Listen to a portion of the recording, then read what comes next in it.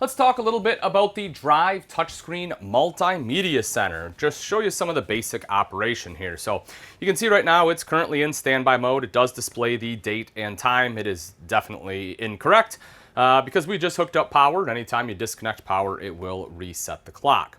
To turn this unit on, you'll have a power button. You're just going to tap that, and it takes a second here, but there it goes. Fires right up.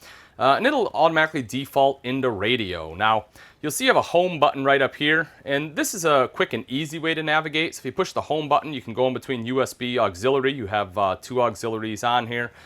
Get into your Bluetooth as well, because it is Bluetooth capable, and you can see settings there as well. I'm going to go over radio real quick and then kind of dive in after that. So with radio, you will see that you have some saved stations. You can save those kind of right along the bottom there. In order to jump back and forth, you can see this one right here. If you tap that, you can see where it says seek, right? So it's going to seek a station. Now, if you want to manually tune it, you can push and hold, and you will see now it says manual. And every time I tap it once, it's just going one station, and that'll be for back and forth.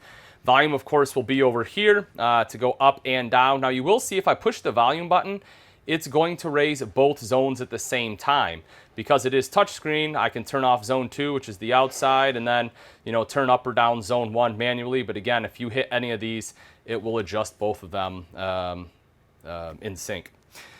So that pretty much covers the radio. Pretty basic and easy stuff there. As I said, you can kind of touch these to go to your favorites, and that's your radio. So moving on a little bit further, as I say, you do have USB, some auxiliary. I just want to hop into settings real quick. This you can change your language as well as a couple other things, but the main one I want to talk about is clock. You'll find that in there. So it is nice and easy to adjust the time. And then you can also, let's see, I'll hit radio here. You can also hit this button, source. If you don't want to go home, you can just tap this and you'll see it will go through your source input. So you can just keep tapping that, and it is nice and simple. Band, of course, will be a radio. So if you're already in radio, it will flip between like FM1, FM2, 3, and then same thing with your AMs. And then lastly, we saw where your auxiliary components, or rather where it was, the option to select them. But in order to plug them in, you have a USB right here, auxiliary 1, auxiliary 2, and HDMI. Now bear in mind, in order for your HDMI input to work, there's a HDMI output on the back of this unit. Now, this particular RV already has one, right? And they already have it all hooked up for you.